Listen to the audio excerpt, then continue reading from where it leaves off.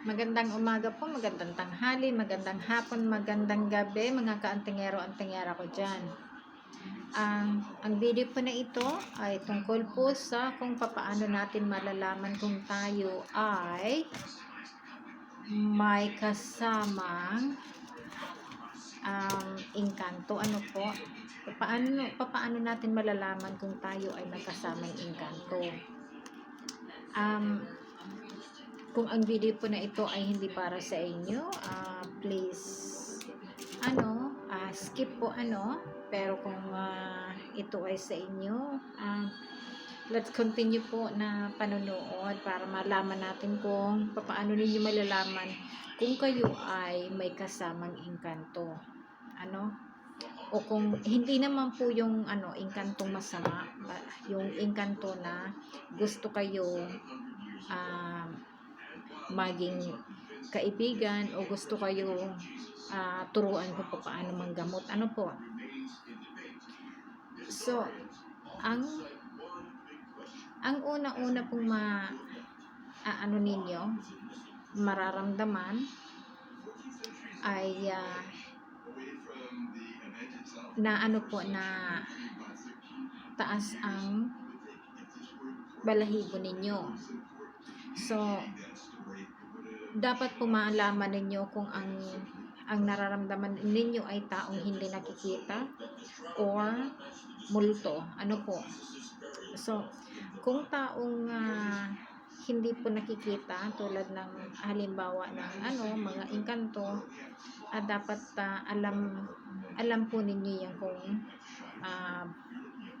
papaano, ano ang pakiramdam, at bakit ba ang engkanto ay nagustuhan kayo ng engkanto. So, maraming dahilan kung bakit. Pero ang tutukuyin lang po natin ngayon ay kung paano mo malalaman kung may kasama kang engkanto. Ano po? So, handa na po ba kayo? Sige. Ang unang-unang mararamdaman ninyo ay tumatayo po ang balahibo ninyo. So, yung pagtayo na po ng balahibo, hindi yung pakiramdam ninyo natatakot. Basta natayo lang ang balahibo ninyo. Ngayon po, kung meron kayong bronze sa katawan, yun po ay mainit ang katawan ninyo. So, nangangahulugan po kapag sinabi kong may bronze kayo sa katawan, kung yung meron kayong medalyon sa katawan na protection, yun na init po ang katawan ninyo. So, ang sunod na mararamdaman ninyo ay parang sa tingin niyo parang laging may nagsusunod sa inyo. So, isa po yun. Another ang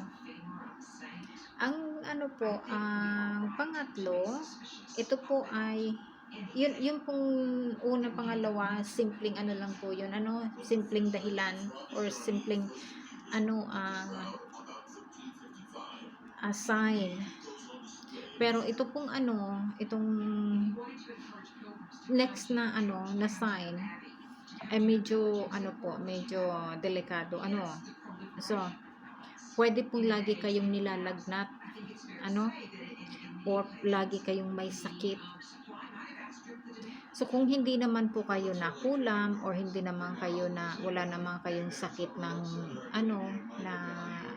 ng katawan talaga, na pumunta na kayo sa doktor, wala namang na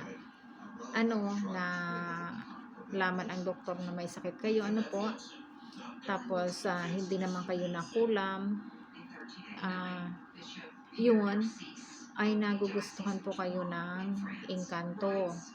So, nangangahulugan kasi kapag laging may sakit ang tao, lalong-lalo na po kung hindi natin na naiintindihan kung ano ang ibig sabihin nila, yun na nagkakaroon po talaga ng sakit. So, ang pagkakaroon po ng sakit na hindi masyadong hindi masyadong fair po ang ganyan, kasi sinisiguro po nila na ang sakit mo ay bedridden ka, kasi gusto nila na turuan ka kung paano manggamot,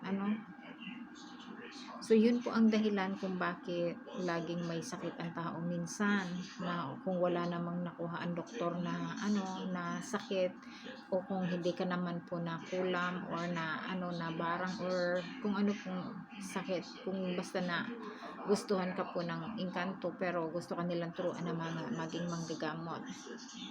Ito po ang ang maganda niyan. Kasi kung gusto po kayong turuan ng gusto po kayong turuan ng engkanto na manggamot, napakaganda po. Napakaganda pong regalo niyan. Kaya nga lang, may kapalit po yan. Ang kapalit po niyan ay freedom mo. Ang kapalit niyan ay ang iyong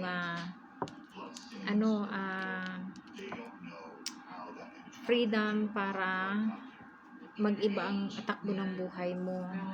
So, halimbawa, kung dati laskwachera ka, hindi ka na magiging laskwachera. Ipo-focus mo na po ang ang time mo sa paggagamot. Kasi tinanggap mo na po yung ganon Pero kung talaga pong napili ka nila na manggamot, bibigyan ka nila ng sakit kung hindi mo pa yan tinatanggap. Talagang yan po ang yan ang magiging dahilan kung bakit mo tatanggapin. Kasi unang-una mong gagamutin ang sarili mo. Tapos pangalawa, matututo ka na maggamot, dadalhin ka nila sa mundo nila po So, pag dinala ka na nila sa mundo nila, doon ka nila tuturuan. Hindi po yan dito sa mundo natin. Ang pagturo niyan, hindi dito sa mundo natin. Dadalhin ka po niyan sa mundo nila. So, nangangahulugan po na mawawala ka dito sa mundo natin nang medyo may katagalan po. Pero sa atin, madali lang yan. Pero sa kanila, sa atin po matagal po, pero sa kanila madali lang. Ganun po yun, baliktad po. Kaya maganda po kung makahanap kayo ng manggagamot na gusto kayong tulungan, kung gusto ng engkanto na magi kang manggagamot, tutulungan ka po nila. Yun, kung meron kang manggagamot na makuha po na tulungan kanila kung paano maging manggagamot, po yun ang maganda. Kasi mapapadali po yung mapapadali yung pag-aral mo sa paggagamot. Marami po kasing dadaanan kung hindi mo alam na kaya ka pala nagkakasakit, kaya ka pala masakitin lagi, or yung akala mo yung para kang may nagsusunod sa iyo lagi.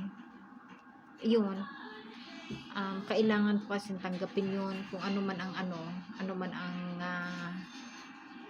ang sorry po, inaano ko kung anong magandang, ang ganda po So, anyway po, yan, isa sa mga dahilan kung bakit ang tao nagiging masakitin.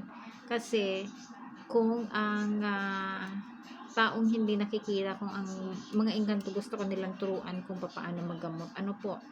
So, part 1 po ito. Ang next video ko po ay part 2, tungkol sa kung ang engkanto ay gusto ko nilang turuan na manggamot. So, anyway po, bye for now.